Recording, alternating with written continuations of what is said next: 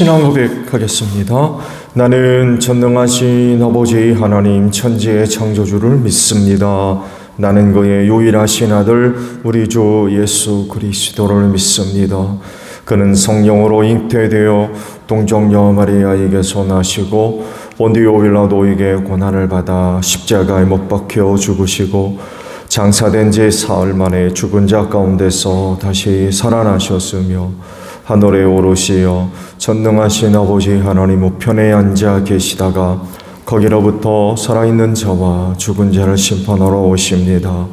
나는 성령을 믿으며 거룩한 공교회와 성도의 교제와 죄를 용서받는 것과 몸의 부활과 영생을 믿습니다.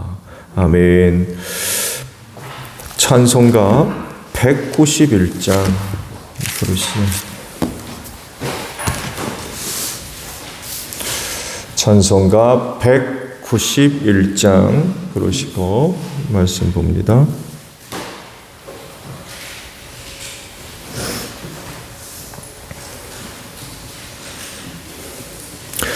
내가 매일 기쁘게 순례의 길에 감은 주의 팔에 나를 안보하리요.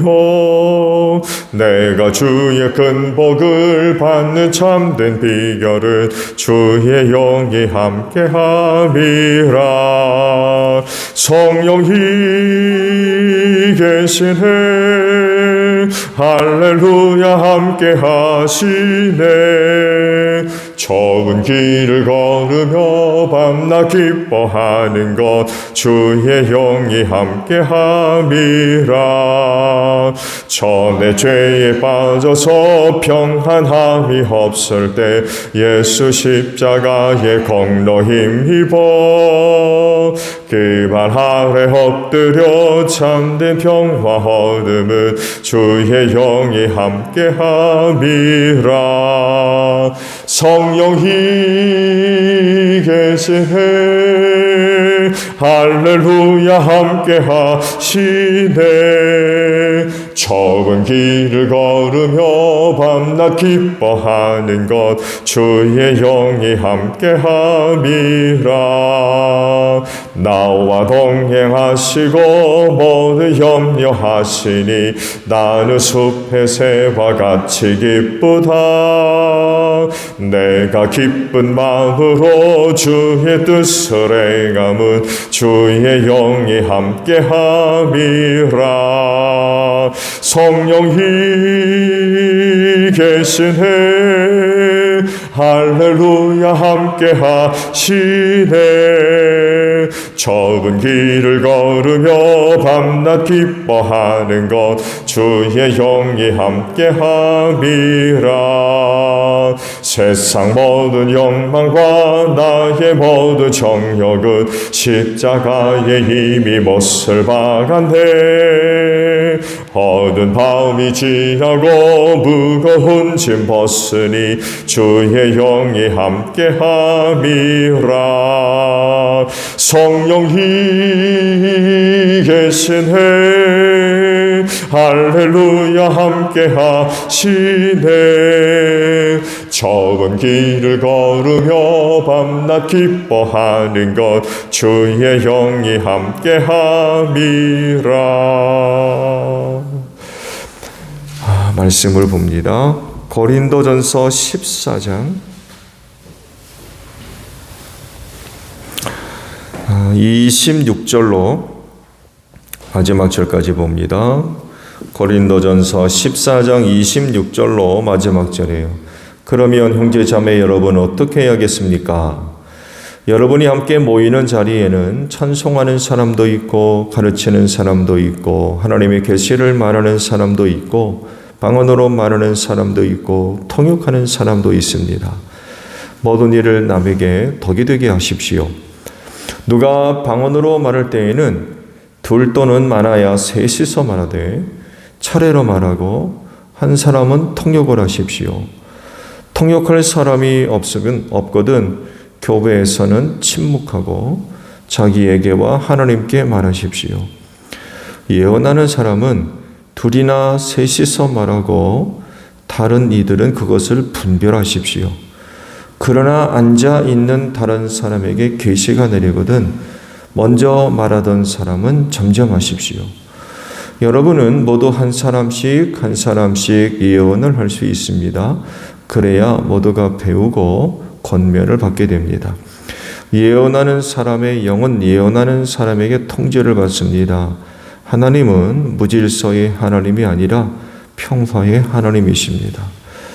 성도들의 모든 교회에서 그렇게 하는 것과 같이 여자들은 교회에서 잠자코 있어야 합니다. 여자에게는 말하는 것이 허락되어 있지 않습니다. 율법에서도 말한 대로 여자들은 복종해야 합니다. 배우고 싶은 것이 있으면 집에서 자기 남편에게 물으십시오. 여자가 교회에서 말하는 것은 자기에게 부끄러운 일입니다. 하나님의 말씀이 여러분에게 낫습니까? 또는 여러분에게만 내렸습니까?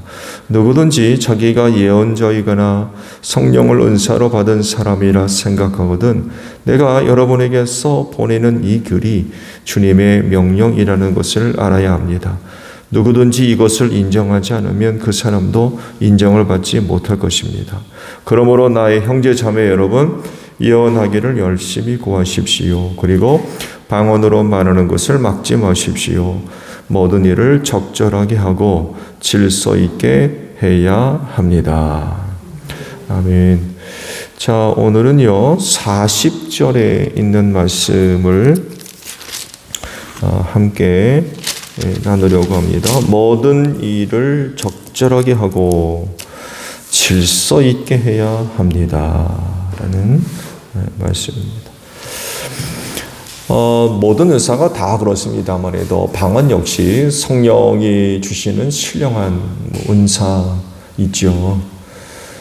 어제도 말씀을 드렸습니다만에도 그 은사 안에는 크게 두 종류로 이제 나누어진다고는 하는데 성경에서 기록되어 있는 방언이라고 하는 은사는 사도행전에 처음 나오는 단어나 고린도전서 12장 이후에 나오는 그 방언이라는 단어가 사실은 똑같은 그런 단어로 기록이 되어져 있습니다.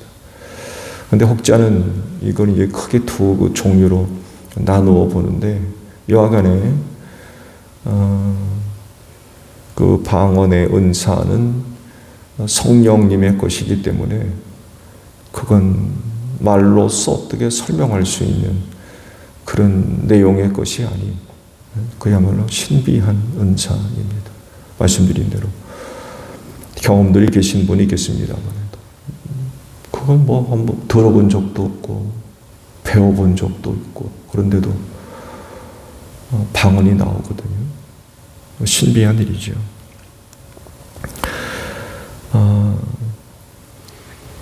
오늘 말씀에 있습니다만 통역을 통하지 않고서는 그 방언이 무슨 말인지를 모르잖아요.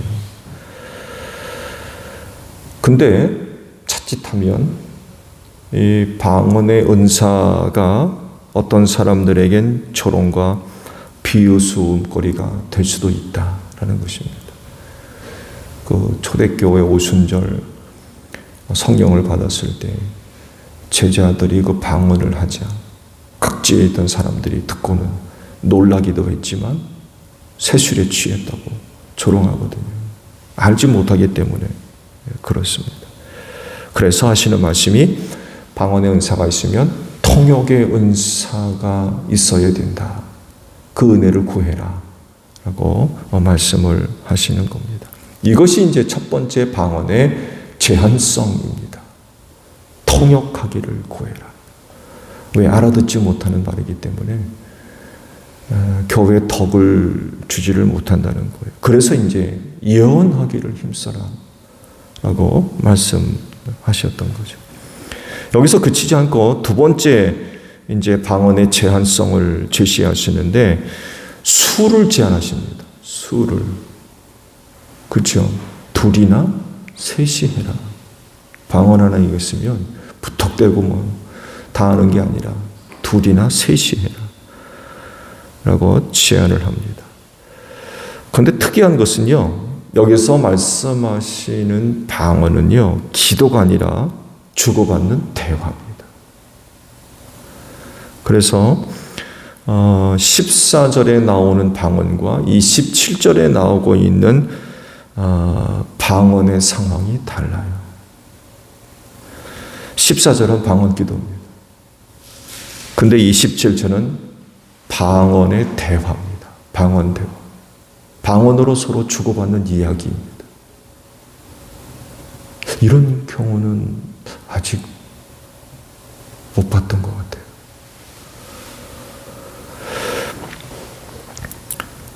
방언 기도일 때에는 술을 제한하지를 않아요. 그냥 통역만 말씀하세요. 그런데 방언 대화 때에는 술을 제한하십니다. 둘이나 셋이서 하라고 말씀을 하시고 차례대로 말하고 차례대로. 여러분 방언 기도할 때 차례대로 기도합니까? 근데 방언 대화는요 차례대로 해요. 그리고 나머지는 통역해라. 그렇게 말씀하세요. 이게 두 번째 방언의 제한성입니다. 마지막 세 번째 제언하는 경우를 말씀하시는데 가장 강력합니다. 뭐라 하세요? 통역하는 이가 없으면 교회 안에서 잠잠해라. 이게 세 번째 가장 강력한 방언의 제한성입니다. 주님께서 기도에 대한 말씀을 하셨을 때 골방의 기도를 말씀하셨죠. 골방의 기도. 이거를 이해하시면은 교회 안에서 통역하는 이가 없으면 침묵하라는 그 말씀의 의미를 이해하는 데 많은 도움이 될 것 같아요. 만약에 통역하는 이가 없으면 자기와 하나님에게만 해라. 방언 기도가 있다면 골방 기도. 대화도 마찬가지죠. 통역하는 이가 없으면 잠잠하라라고 가장 강력하게 말씀을 하세요. 이런 거 말씀을 하시는 이유는 역시 고린도 교회 안에 방언으로 인한 혼란스러운 그런 그 문제들이 발생했던 것 같아요. 그러니까 이제 이런 말씀을 하시는 거죠. 성령의 은사를 통하여서 유익함이 있어야 되는데 오히려 그 방언의 은사 때문에 시험이 드는 영적인 혼란스러운 일들이 발생하는 그런 그 일들이 있었던 것 같아요. 이런 거 말씀하시는 이유는 소중한 은사가 무엇인지 제대로 알지 못하는 그런 그 이들이 있었고 또 그런 사람들로 말미암아서 성령의 은사가 나타남으로 감사가 있고 기쁨이 있고 은혜가 있고 뭐 그래야 되는데 앞서 말씀을 드린 대로 세술에 취했다느니 뭐 이렇게 비웃고 조롱하는 이런 일들이 일어나면 안 되잖아요. 그렇게 되는 것을 방지하기 위해서 사도 바울이 길게 이 방언에 대한 말씀을 하신 것 같아요. 그래서 소중한 은사가 은사되기 위해서는요, 그것을 사용하는 사람이 그 은사를 소중하게 만들어야 된다는 거죠. 성령께서 주시는 은사 중에 천한 게 어디 있습니까? 다 귀한 은사인데, 근데 그 은사를 받은 사람이 잘못 사용하게 되면 그 귀하고 가치 있는 은사가 그렇지 못하게 될 수 있다는 거예요. 그래서 성령의 은사를 사용할 때에는 가치 있게 만들어야 돼요. 소중한 것으로 만들어야 된다는 그런 그 사실입니다. 그래서 주의를 기울여야 돼요. 주의를. 내가 그냥 뭐 하고 싶은 대로 그렇게 해서는 안 된다는 거예요. 성령의 은사가 있는데 그건 내가 하고 싶은 대로 그렇게 써서는 안 된다는 것입니다. 소중하게 주의를 기울여서 정말 가치 있는 것으로 스스로가 만들어야 된다는 거죠. 그렇게 하기 위해서 이런 여러 가지 이제 말씀을 하셨던 거죠. 바울에 의해서 사랑 다음으로 탁월한 은사를 이야기됐던 것이 예언의 은사를 좀 지적하고 있죠. 예언의 은사를 받을 수 있도록 해라. 라고 말씀을 하시는데, 마찬가지로 예언의 은사도 수적으로 제한을 둡니다. 예언의 은사가 있다고 해가지고 아무나 그냥 뭐 예언하는 그런 게 아니었어요. 역시 둘이나 셋이 해야 되고, 나머지는 뭐 하라고요? 분별하라고 했어요. 그 예언이 성경적인지. 우리 앞서 말씀을 봤죠. 예언에는 세 가지 중요한 내용들이 포함되어져 있어야 된다고 그랬어요. 그런 것들을 통해서 듣는 이가 정말 은혜 받을 만한 건지, 나머지는 분별해야 된다. 성경적이지 않고 교회적이지 않으며 그 예언을 통해서 도대체 뭐 위로를 얻고 격려를 얻고 이런 상황이 아니라 그러면 이건 중단시켜야 되죠. 예언의 목적과 벗어나기 때문에 그렇습니다. 예언이라고 해가지고 무분별하게 그냥 아무나 일어나가지고 뭐 예언이네 해가지고 그렇게 해서는 안 된다는 거예요. 수적 제한을 두고 나머지는 반드시 분별해야 된다라고 하시. 또 하나는요, 한 사람이 예언을 시작하다가 다른 사람에게 새로운 예언이 임하면 뭐라 합니까? 하던 사람은 중단해라. 했으니까 다 끝난 다음에 하죠? 그게 아니라는 거예요. 예언을 하다가 새로운 사람에게 새로운 계시가 임하면 먼저 했던 사람은 중단해라. 새로운 계시를 들어라 라는 말씀이죠. 그 내용이 달라질 수 있기 때문에 그렇습니다. 왜? 상황도 바뀌고 처지도 달라지고 하기 때문에 그래요. 어제와 오늘이 동일하지 않잖아요. 아마 그런 이유 때문인 것 같아요. 먼저 하셨으니까 다 끝난 다음에 합시다. 그게 아니라는 거예요. 새로운 계시가 임하면 먼저 했던 사람은 중단하고 새로운 계시를 들어야 된다라고 말씀을 하십니다. 그리고 그 예언하는 일에 참여한 사람들이 있다면 모두가 다 돌아가면서 다 예언을 할 수 있도록 해라. 왜? 그들의 예언을 들음으로 말미암아 모든 사람이 또 은혜를 얻을 수 있으니까 그렇게 하도록 해라라고 또 말씀을 하고 있죠. 은사는 분명히 소중한 겁니다. 그건 사람의 것이 아니라 성령님의 것이기 때문에 그렇습니다. 그러니까 성령님이 가지고 계셨던 소중한 그 능력들을 믿음을 갖고 있는 교회 사람들에게 나눠주신 거예요. 내 거 아닙니다, 그거. 여러분, 인간에게는 그런 게 없어요. 인간에게 그런 게 있었다고 그러면은 그야말로 요즘 한참 영화계 유행인 마블이죠. 초인간. 근데 은사는 사람의 것이 아닙니다. 그러니까 성령의 은사라고 그러죠. 그분이 원하시는 대로 각 사람에게 나눠주신다고 그럽니다. 만약에 그 은사가 성령의 것이 아니라면 이런 말씀을 하지 않았겠죠. 그러니까 우리에게 없는 것을 성령 하나님께서 나눠주신 거예요. 그래서 은혜인 거예요. 그렇기 때문에 또한 소중하게 여겨야 돼요.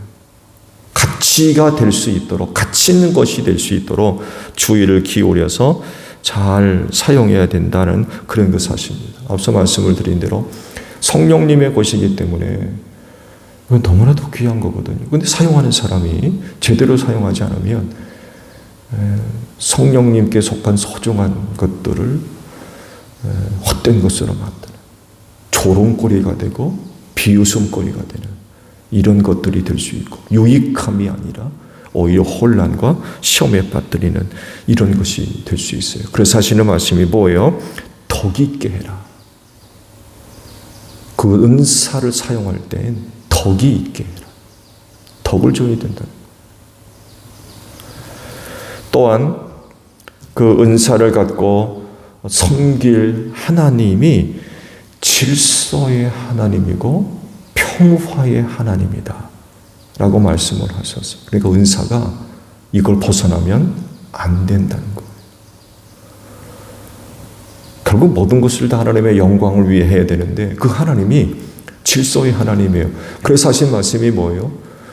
순차적으로 돌아가면서 하되 둘, 셋,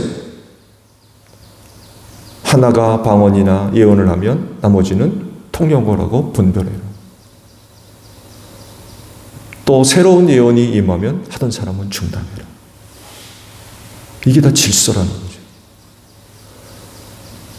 성령의 은사가 사용될 때에도 질서의 하나님이시기 때문에 반드시 질서가 있어야 된다는 거죠. 또 하나, 그 성령의 은사가 나타나는 곳에 뭐가 있어야 돼요? 평화가 있어야 된다. 그것 때문에 다투고 시기하고 질투하고 경쟁하고 비교하고 회방이라고 해요. 일어나면 안 되죠. 성령의 은사가 나타나는 곳에는 평화가 있어야 됩니다. 그래서 은사를 사용할 때는요, 두 가지 측면을 항상 염두에 두고 계셔야 됩니다. 하나는 하나님이고 다른 하나는 또 다른 성도들입니다. 믿지 않는 교회 밖의 사람들까지 포함해서 이들을 염두에 두고 은사를 사용을 해야 돼요.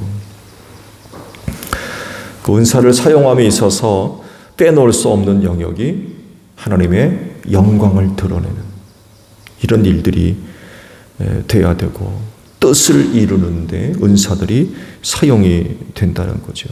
그렇기 때문에 은사가 사용됨으로 인하여서 하나님께 영광 높여드리는 이런 이를 위해서 질서가 언급됐고 평화가 언급이 되어져 있습니다. 또 은사는 교회의 덕을 세우는 일이기 때문에 교회의 각 지체를 비롯해서 심지어는 교회 밖에 있는 불신자들까지도 그 은사의 영향력을 생각을 해야 됩니다. 덕이 되게 돼요. 덕이 되지 않는다고 그러면 조심해야 돼요. 아니면 그야말로 방언을 얘기할 때 통역자가 없으면 잠잠하라고 그러잖아요. 내게 임한 성령의 은사가 참 소중하지만, 그러나 성령의 은사가 사용되어질 때에 덕이 되지 못하는 어떤 여건이나 상황이 마련될 수 있어요. 성령의 은사가 나타날 때 항상 거기에 합당한 조건과 여건, 상황이 마련됩니까? 안 그럴 수도 있어요. 그럴 땐 조심해야죠. 조심해야 돼요. 덕이 돼야 되기 때문에 그렇습니다. 그래서 은사가 사용될 땐 이런 부분들을 항상 주의를 기울여야 된다는 거죠. 그럴진데 소중한 은사가 여러분들을 통하여서 활발하게 나타나고, 그래서 하나님께 영광 돌리고 공동체에게 큰 덕을 끼치는 귀한 은사들이 되시기를 바랍니다. 주기도문 합니다. 하늘에 계신 우리 아버지, 아버지의 이름을 거룩하게 하시며 아버지의 나라가 오게 하시며 아버지의 뜻이 하늘에서와 같이 땅에서도 이루어지게 하소서. 오늘 우리에게 일용할 양식을 주시고 우리가 우리에게 잘못한 사람을 용서하여 준 것 같이 우리 죄를 용서하여 주시고 우리를 시험에 빠지지 않게 하시고 악에서 구하소서. 나라와 권능과 영광이 영원히 아버지의 것입니다. 아멘. 기도하겠습니다.